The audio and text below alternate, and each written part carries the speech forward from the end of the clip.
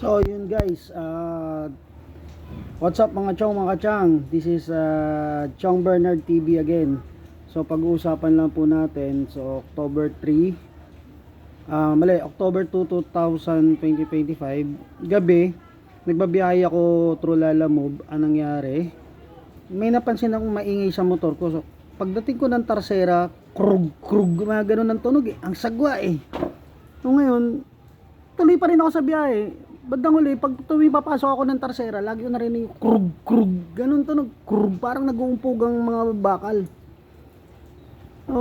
Hindi ako mapakali. Nagpunta ako ng kinabukasan, pag uwi ko kinabukasan October 3 2025, nagpunta ako ng Motorstar sa Caloocan. So pina-check ko. So doon ko nalaman na yung motor pala may tama yung gear. Bali third gear, pero hindi lang third gear ang hindi lang porkit maingay third gear lang talaga. So meron pa palang tama yun, may problema pa pala. Naging problema nun, lahat ng granahe niya may tama na. So tinatanong ko yung mekaniko, ang sagot niya sa akin, nangyayari daw talaga yon, na third gear lang ang maririnig mo, pero may mga tama na rin yung ibang gear. So binuksan binuksan yung makina, pagbukas doon niya nakita may mga tama nga. So ang masaklap, meron pa dumagdag, nakakainis. Ito yun,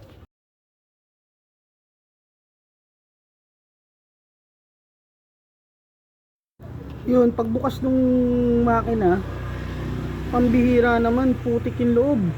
Paano nangyari nagputik yung loob? Kasi pagbukas ng makina, doon pa lang sa ibabaw, parang alam mo yung asfalto na tinunaw. Bakit tunaw na asfalto, ganun. So for awareness lang, sabi ng mekaniko sa akin, yun daw nangyaring yun, kaya nagputik yun, baka daw napabayaan ko ng change oil. Sabi ko hindi kasi every month nagche-change oil ako every 2,000 nagche-change oil ako. Kasi kaya daw nagkaganon yun, possible din nakabili ako ng mga peking langis. So hindi pala advisable yung basta kagamit-gamit ng langis. So okay naman kasi ang ginagamit ko talaga is 10W40. So syempre mas mura sa online, mas mura dun sa Orange app, mas mura dun sa Blue app, mas mura dun sa Black app. Ayan, dun ako bumibili. So hindi pala lahat ng langis na nabibili original, yung iba pala doon peke. So ayun, sa madalit sabi, kaya nagkaganon yung makina natin, kaya naging parang nagkaroon ng putik sa loob dahil doon sa mga maling langis na nailalagay natin. So for awareness lang,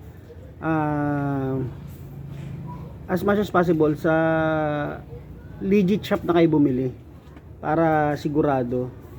So yun, sinishare ko lang. Tapos nung matapos na itong kinabukasan, binalikan ko October 4. Sayang hindi ako naka-attend ng anniversary namin. Shoutout nga pala sa mga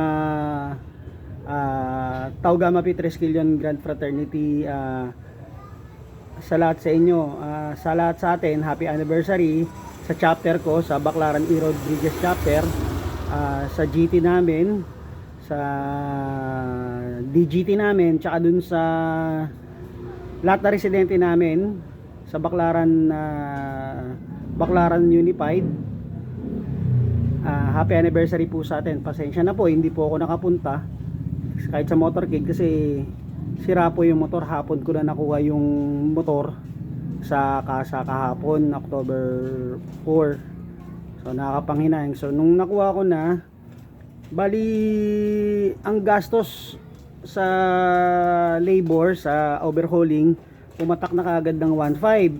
So yung dalawang shaft, yung main shaft tsaka yung counter shaft ng mga gear, first gear to fourth gear, ang presyo po niya is 1,057 ang bawat isang bali ang isang set papatak po ng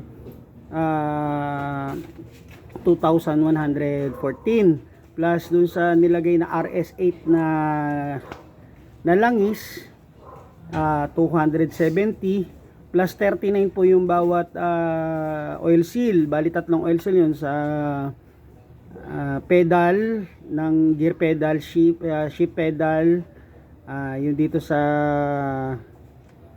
tawag dito, tatlo yung pinalitan dito sa may kick.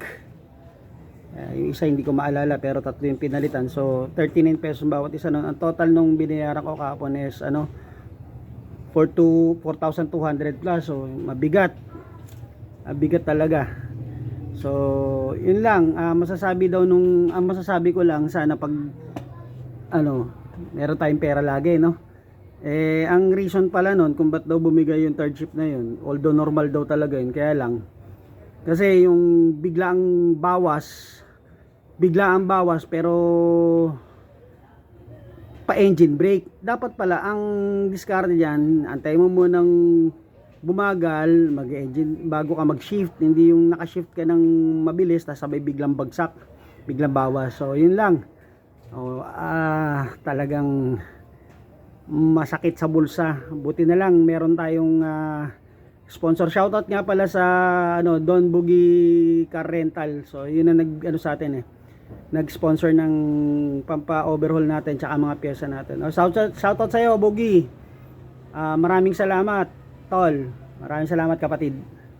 So yun lang, for awareness lang sa iba, umiwas kayo sa paggamit ng langis na hindi kayo sigurado kung original. So paano daw malalaman? Una, merong expiration date daw yun, nasa taas. Nasa mismong bote. Kung di nasa mismong bote, nasa etiketa.